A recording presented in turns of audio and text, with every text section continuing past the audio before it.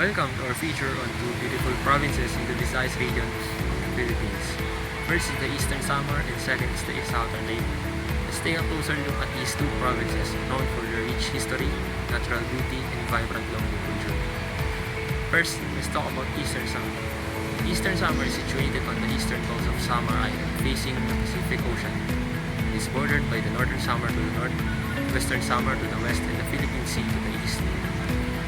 With its rugged coastline, lush forest, Eastern Samar is a mix of mountains, rivers, and coastlines, providing stunning natural scenery. The capital is the Borongan, which serves as the economic and cultural center of Eastern Samar. As of recent data, Eastern Samar has a population of around 500,000 people. The Waray-Waray language is widely spoken, although most locals understand and speak Tagalog and English. Eastern Samar is historically significant as one of the first areas of the Philippines to experience Spanish influence in 1521. The first contact between Europeans and Filipinos occurred in Monhon Island when Ferdinand Magellan and his crew landed there. This marked the beginning of centuries of Spanish colonization. Eastern Samar boasts several natural attractions. Caloocan Island is the first, known for its beautiful beaches, surfing spots, and crystal clear waters. This island is a growing destination for beach lovers and surfers alike. The second attraction is the Sohoton Cave and Natural Bridge, located in Pasig. This enchanting site features a large limestone caves and a natural rock bridge surrounded by a lush rainforest.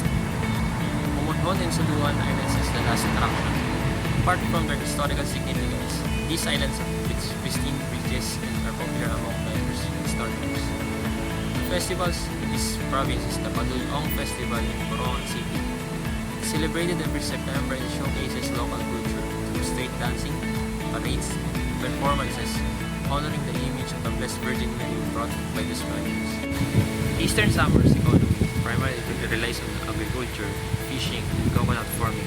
Recently, tourism has become a growing sector with the province's beaches, natural attractions, and historical sites, attracting both locals and international visitors. Now, let's travel to Southern Leyte. Southern Leyte is located at the southern tip of Leyte Island in the Visayas. It's bordered by Leyte Province to the north, and Surigao Strait to the east, and the Camotes Sea to the west. Its terrain is mostly mountainous, with scenic coastal areas that offer breathtaking views. The capital of Southern Leyte is Maasin City, a peaceful city with beautiful mountain and sea views, and known for its religious landmarks. Southern Leyte has a population of around 400,000. The Cebuano language is predominantly spoken, but English and Tagalog are also widely understood. Southern Leyte has a rich history, especially as one of the key sites in World War II. It was here in Leyte Gulf that the famous Battle of Leyte Gulf occurred in 1944, which was one of the largest naval battles in history, and led to the liberation of the Philippines from Japanese occupation. The first attraction in this province is the Limasawa Island.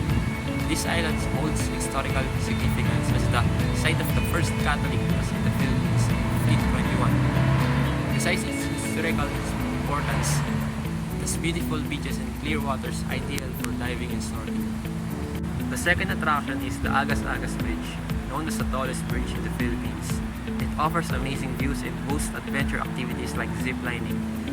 The third one is the Napantao Marine Sanctuary, one of the best diving spots in the Southern Leyte.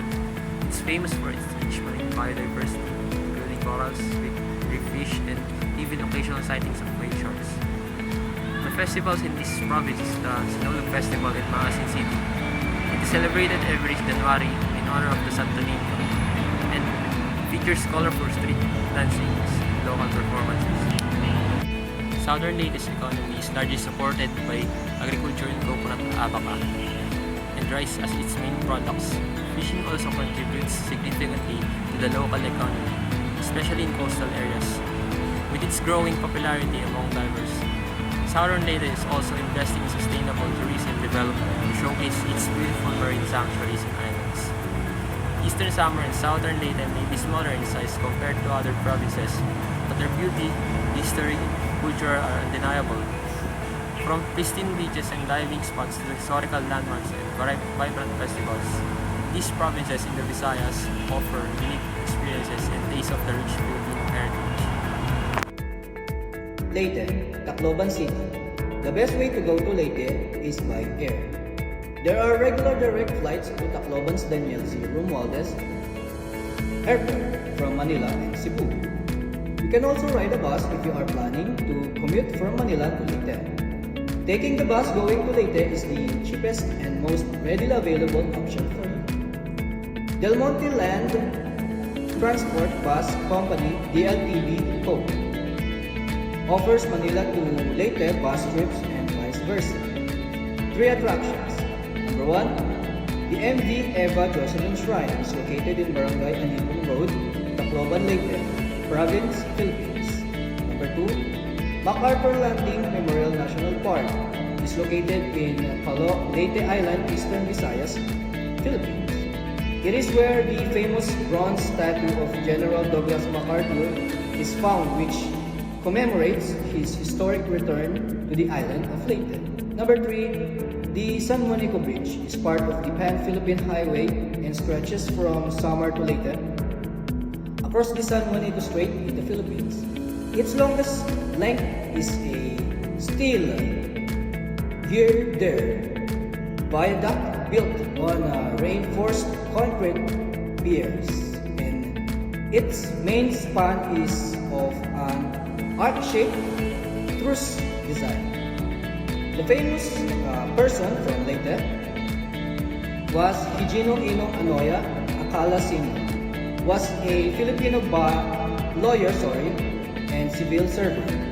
He was one of the key persons and important characters in the creation of Bugho for municipal movement during the mid-1950s.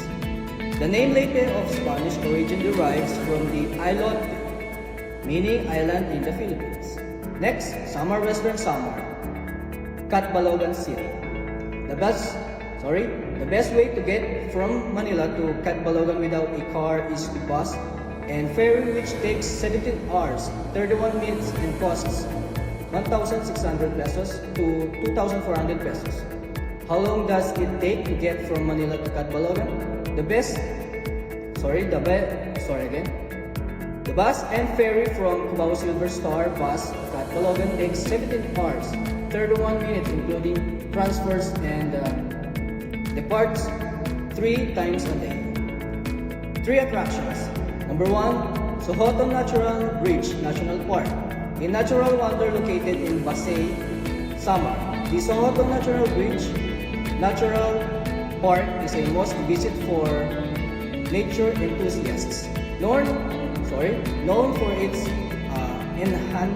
enchanting limestone formations, a vast network of caves, and a natural stone bridge that connects 2 lush mountains, this park offers an unforgettable adventures. Number 2, Langon Cubingog Caves, dubbed as the longest cave system in the Philippines and of the largest in Southeast Asia. The Langon Cubingog Caves in Calbinga offer a surreal experience for spelunkers. The cave system spans around 12 kilometers and is known for its massive chambers, underground rivers, and fascinating rock formations. Number 3, Lulugayan Falls, often referred to as the mini Niagara of the Philippines.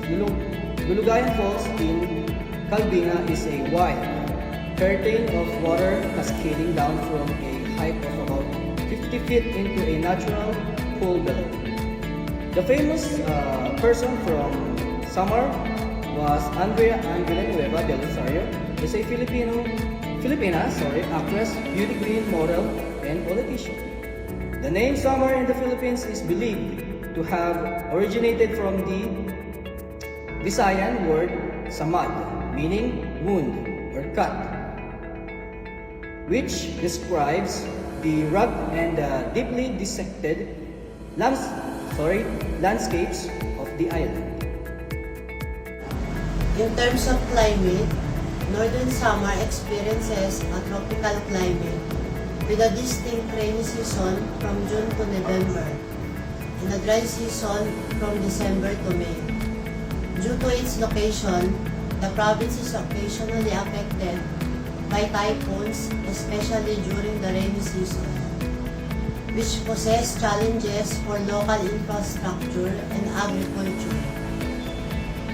Challenges facing Northern Samar include its vulnerability to natural disasters like typhoons, which can impact agriculture, housing, and local businesses.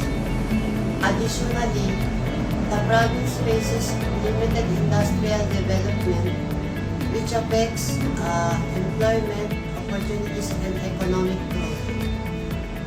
Northern Samar is a province with rich history, stunning natural landscapes, and a strong cultural identity. Despite facing challenges, particularly in terms of natural disaster, vulnerability, and economic development, the province continues to be a promising destination for tourism, offering experiences for those interested in the nature, history, and Filipino culture. Now let's talk about Biliran, a small but picturesque province in the eastern Visayas region of the Philippines, known for its beautiful landscapes, waterfalls, and islands. Geographically, Biliran is one of the smallest provinces in the Philippines in both land area and population. It's an island province located just north of Leyte, and it was once part of Leyte province until it became independent in 1992. Biliran is connected to Leyte by the Biliran Bridge, making travel between the two islands convenient. The province's capital is Naval, which serves as the center of commerce, education, and government for Biliran. In terms of administrative divisions, Biliran has 8 municipalities, including Naval, Almeria, and Kawayan, and a total of 122 barangays. Naval is the largest and most developed town, while the other municipalities are smaller, but known for their unique attractions.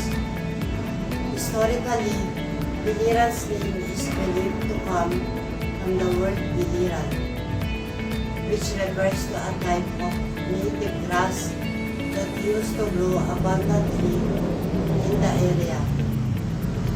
Biliran was originally under Spanish rule as part of Leyte, and the Spanish influence remains visible in its religious and cultural traditions. The province has a history of Spanish era settlement and played a minor role during World War II, which residents joining the resistance against the Japanese occupation. The people of Biliran are primarily Cebuano-speaking, though Waray-Waray is also spoken due to its proximity to Samar. The population is mostly Roman Catholic, with traditional festivities and religious events playing a central role in community life. The town of Naval celebrates the Pagasumbol Festival, which highlights the province's history, culture, and agriculture through dance, music, and parades. Biliran is largely agricultural with rice, corn, coconut, and root crops as major products, The fishing industry is also vital to the economy, especially for coastal communities in recent years. Biliran has started developing its tourism industry, with more visitors coming to experience its waterfalls, beaches, and hot springs.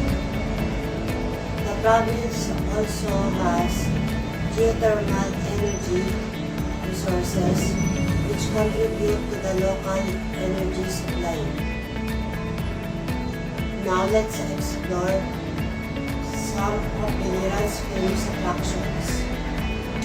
Biliran is also known for its stunning natural sights, especially waterfalls.